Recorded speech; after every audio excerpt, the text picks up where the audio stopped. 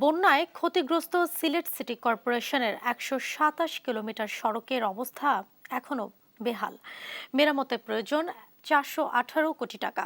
City corporation বলছে সরকারের উচ্চ পর্যায়ে ডিপিপি দাখিল করা পরও এখনো পাওয়া যায়নি বরাদ্দ, যার কারণে প্রতিনিয়ত চরম ভোগান্তি পোহাচ্ছেন সাধারণ মানুষ। সিলেট থেকে হোসেন আহমেদ সুজাদের রিপোর্ট। চলতি বছরের মে ও জুন মাসে বন্যায় ক্ষতিগ্রস্ত হয় পুরো সিলেট। সুরমা কুশিয়ারের পানি বেড়ে তলিয়ে যায় সিটি কর্পোরেশন সহ জেলার প্রায় প্রতিটি উপজেলার সড়ক। এখন বন্যা না থাকলেও কত শুকায়নি। বানের পানিতে সিটি এলাকার ১২৭ কিলোমিটার সড়ক প্রায় চূর্ণ বিচূর্ণ। এগুলোয় চলাচল করতে গিয়ে চরম ভোগান্তিতে চালক এবং যাত্রীরা।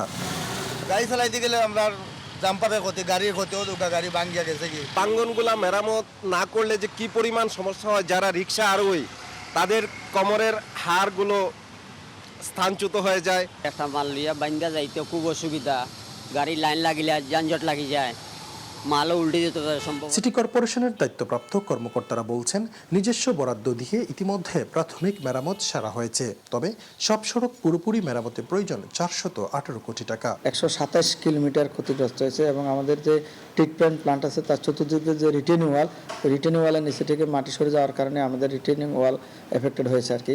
সর্বোপরি আমাদের যে ক্ষয়ক্ষতির পরিমাণ ৪১৮ কোটি টাকা, এই ৪১৮ কোটি টাকার আমরা একটা ডিপিপি তৈরি করে আমরা স্থানীয় সরকার মন্ত্রণালয় প্রেরণ করেছি।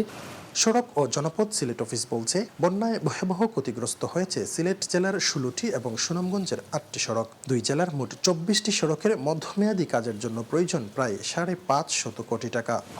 দ্রুত মেরামত না হলে সামনের দিনে ভোগান্তি বাড়বে বলে মনে করেন সড়ক ব্যবহারকারীরা। হুসাইন আহমেদ সুজাত, দেশ টিভি, সিলেট।